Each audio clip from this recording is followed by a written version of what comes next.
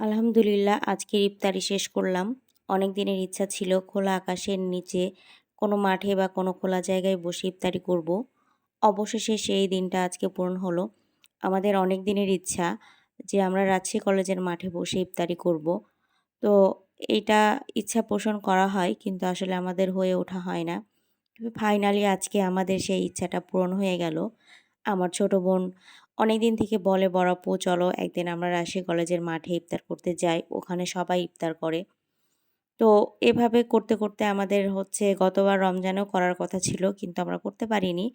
তো আল্লাহ এবছর নসিবে লিখেছে আমরা সবাই মিলে চলে গেছিলাম ইফতার করার জন্য রাজশাহী কলেজের মাঠে। এখানে অনেক, অনেক মানুষ প্রত্যেকদিন ইফতার করার জন্য আসে। তো আমরা এরকমই একটা জায়গা খুঁজছিলাম যে কোথায় ভালো বসা যায়।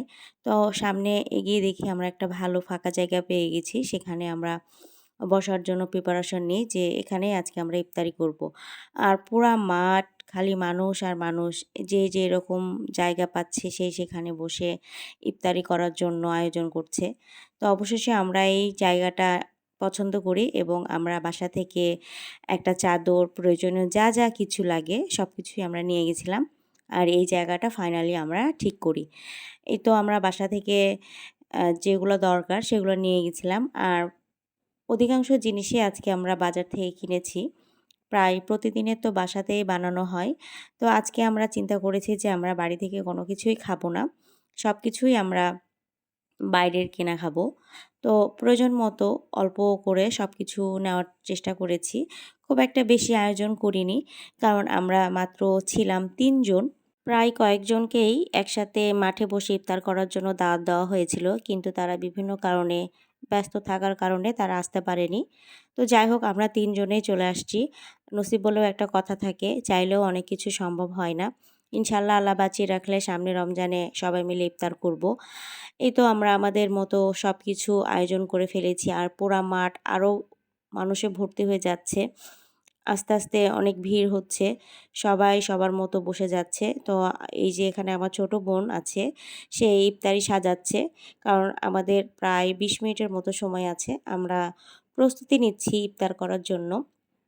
তো আজকে আমরা বাঙালিয়ান স্টাইল যেটাকে বলা হয় মুড়ি মাখানো। আজকে আমরা মুড়ি মাখানো ইফতারি করব। যেহেতু অনেকদিন ধরে এই মুড়ি মাখাটা খাওয়া হয় না। তো সবাই মিলে আমরা ঠিক করেছি আমরা আজকে মুড়ি মাখা ইফতারি করব। তো এই তো আজানের আর বেশি সময় নাই। মাত্র ১০ মিনিটের মতো আছে। তো সবাই সবার মতো বসে গেছে। আমরাও আমাদের মতো প্রস্তুতি নিচ্ছি। আর এই যে আমার বোন ইফতার মাখাতে শুরু করে দিয়েছে। কারণ আজানের আর বেশি সময় নাই। কিছুক্ষণের মধ্যে আজান দিবে। আমরাও প্রস্তুতি নিচ্ছি ইফতার খোলার জন্য। তো প্রকৃতির যে পরিবেশ একটা খোলা মাঠের মধ্যে ইফতারি করার, এটা কিন্তু আসলে অনেক একটা ভালো লাগা কাজ করে। এখানে আরও কয়েকজন থাকলে হয়তো ভালো লাগতো। যেহেতু নাই, তাই আমরা ৩ বোন মিলে আজকের ইফতারিটা সেরে ফেললাম। আমার কিন্তু খুবই ভালো লাগছে এরকম পরিবেশে ইফতার করতে পেরে। আলহামদুলিল্লাহ অনেক দিনের ইচ্ছা রাজশাহী কলেজের মাঠে বসে ইফতার করব। সেই ইচ্ছাটা আজকে পূরণ হলো। ইফতার শেষ করে আমরা বাড়ির দিকে রওনা দিব। তো রাস্তায় প্রচুর জ্যাম। তো আজকের ভিডিও এই পর্যন্ত। সবাই ভালো থাকবেন। আল্লাহ হাফেজ।